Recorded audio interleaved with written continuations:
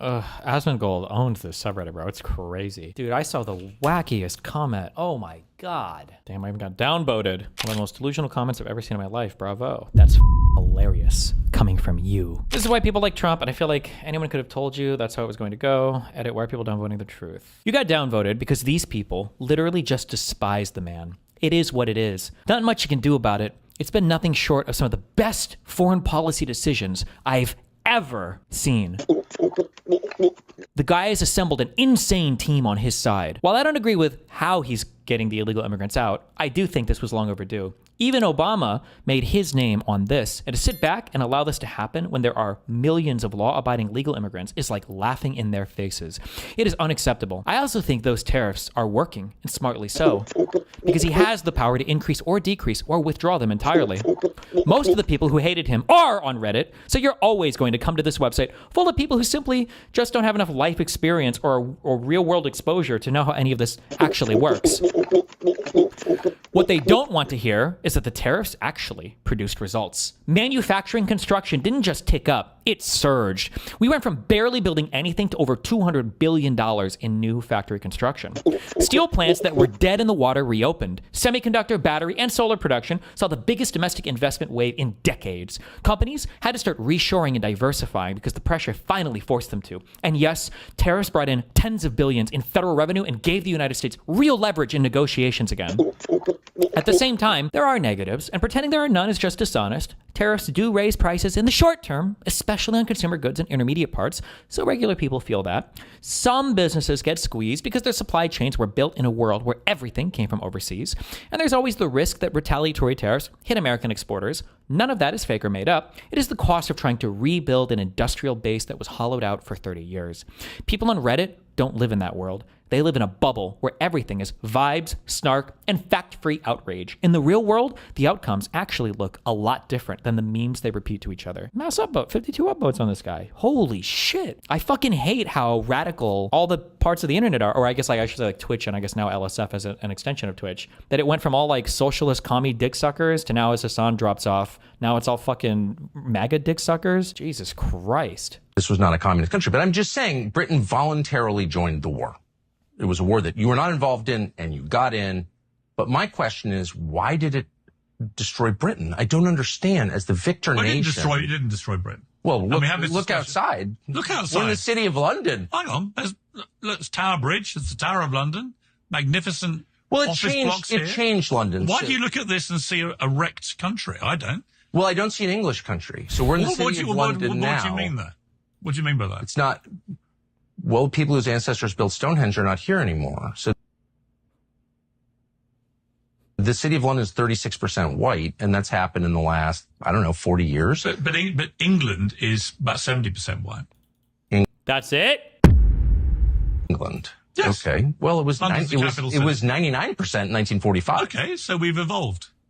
But you're on the way to becoming the minority in the country. So no one wants to say that. I think you can get arrested for saying that here. Well, no, that's not white supremacy. This is the indigenous population of the country. Well, it's a statistical fact that I think by 2100, we will be a minority white country. 2063 as of today. Well, I've read a bit later. But these are dynamic numbers, so they change. Yeah, but here's my question for you. So what?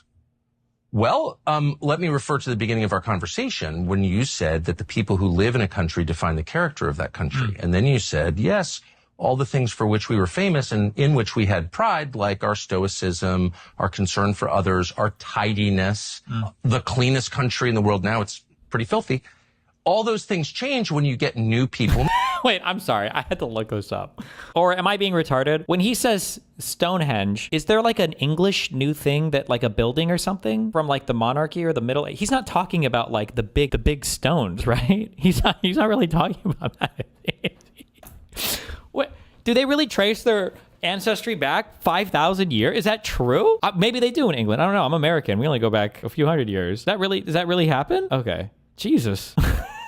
Moving there. You said that. I mean, you're the racist, not me. So I'm just using the parameters that you set. I did not say that was down to you didn't say you didn't white people coming to the country. Well, that's who lived here. I don't believe that.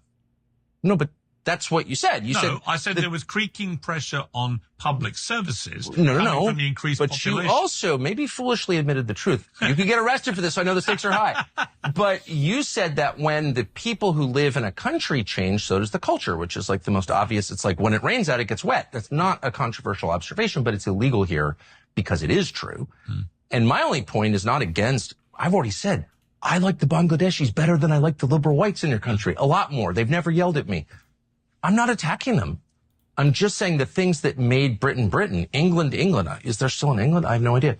What does he mean? You should ask him. What makes England England, or what made England? What do you mean by that? Make him answer that. I'm curious. Those are going away because there are different people living here. And if you think that those are good things in the same way that the Swedes or the Chinese or the people in Burundi and Chad, they like their culture. It's their ancestors' culture. And now it's gone. And why can't we say that's bad? Well, because you may think it's bad.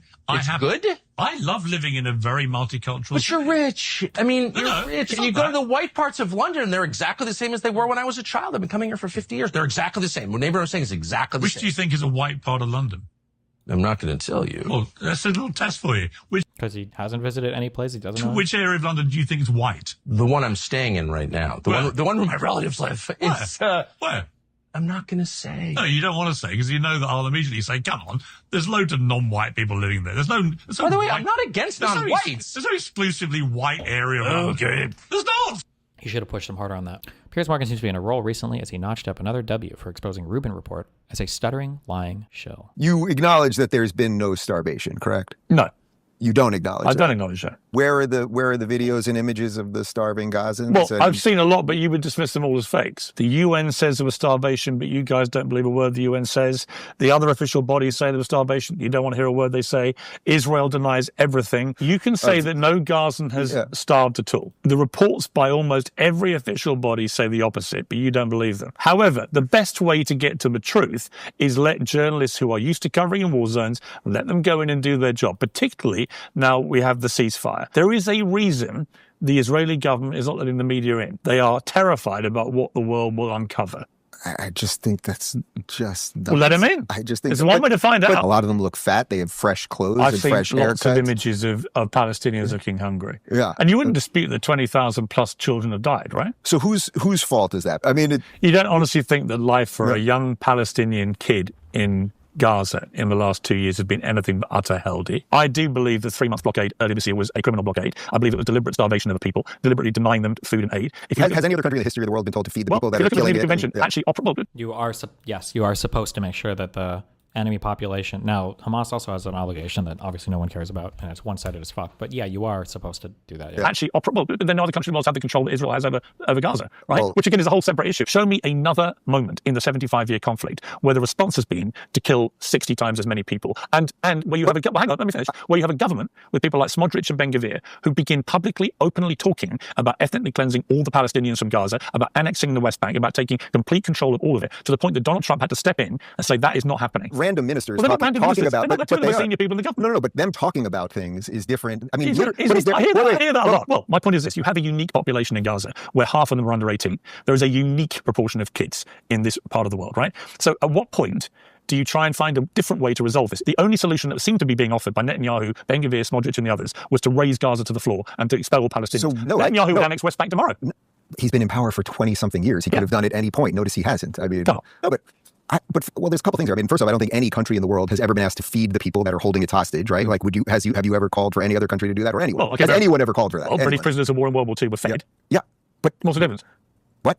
Prisoners of war in World War II were fed, so what's the difference? Because they were holding hostages. They're holding their people. I mean, to me, it seems that you as a British citizen... British people being held hostage in the Israeli government, which is a hard-right government. Smodrich and Ben-Gvir are not just right-wing, they're absolute far-right headbangers. But meaning what? Meaning what? They want to ethnically cleanse the Palestinian people. Come on, Dave, they do. They're in the government, and they haven't taken an extra inch of the West Bank. They're not... Well, actually, that's not true. They haven't. They've been expanding settlements left, right, and centre. They haven't. Yes, they have. Piers, you know they have. Piers, have you been to the West Bank? You don't think there's been any expansion of settlements on the West Bank? They build apartments. They build apartments in current places. Has there been an aggressive expansion of settlements in the West Bank in this war? An aggressive expansion of settlements in the West Bank during this war? No, 100% not. There has been. You see everything to the... There's nothing to see here, Gov. No. Israel has done no wrong. No. Have they done any wrong? I don't know how to conduct a war exactly, but I know that if... It's not my question. Has the Israeli government done anything wrong in the way they prosecuted this war? Not that I know of. This war didn't start on October the 7th. This is a conflict that's been on for 7 decades. God, the amount of dick You acknowledge that suckery there's on been- the sides of this, Jesus. I don't even know what the fuck Dave Rubin's political persuasion. I don't even know what the fuck. I don't know who watches this guy anymore. Jesus. Or like what his audience is or who he talks to, man. Somebody keeps screaming at me. With What?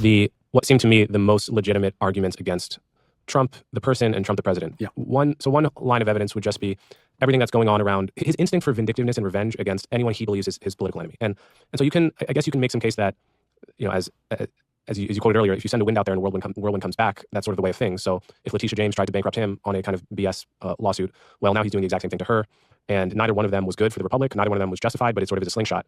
But then what do you do with the fact that he seems to just be vindictive towards everyone, regardless of whether they've done anything specific against him? I mean, he passes executive orders banning law firms from entering federal buildings, which is really just meant to bankrupt them. And it wasn't even something I knew was possible. To file a lawsuit against a pollster for releasing a poll he doesn't like, even though he won the election in question.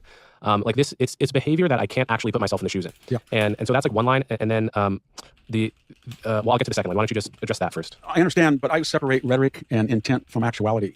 So Donald Trump rages and screams, and then we look at what actually happens. Now think about the law firms. I'll give you an example. Where did that come from? That came from after January 6th. Fannie Willis on the direction, after all, Nathan Wade met on November 18th with White House counsel, the same day Jack Smith was appointed special counsel, the same day that Michael Colangelo stepped down from the third spot at the DOJ after coming in from Letitia James's prosecution to go back to Alvin Bragg's, all 3 days after Donald Trump on November 15th of 2022 announced his reelection campaign. So there was a coordination there, but what did they do? I mean, they went after almost every lawyer that had anything to do with Donald Trump. So there was a colleague of mine, just to take one example, on the Bradley board, Cleta Mitchell, conservative, well-known lawyer, big law firm, very well compensated, very effective. Her expertise was not in politics, it was on 401(c)(3)s. What happens? She's down in Georgia. Donald Trump calls. He did not say to the registrar at Georgia, get me votes. He said, I know they're out there. Find them. 10,000. Well, I've talked to a lot of candidates, and I said, when you have a close race, you ever call up? Yeah, we call up all the time. We say, you're not counting this district. Can you recount? Everybody does it. They're out there. Find them. Whoever this guy is, I wouldn't trust him on anything. This guy is a fucking loser. He is right, and I don't push on this, that Trump didn't call asking them to fabricate the votes. Like, that is true, but Trump did not call legitimately thinking there were votes out there. It was heavy pressure, and these calls are absolutely not fucking normal. Does he cite a single other time where the president of the United States is making calls with personal lawyers on the phone to state, who was it? It was the governor and whatever the head of the elections thing, I think, right? This is absolutely not normal. That is an unbelievably delusional take. I would be scared to say that as an old person in public because I might be committed to some insane asylum for the rest of my life for thinking something so fucking retarded. Okay, I'm good. I don't care. All right. I don't need any.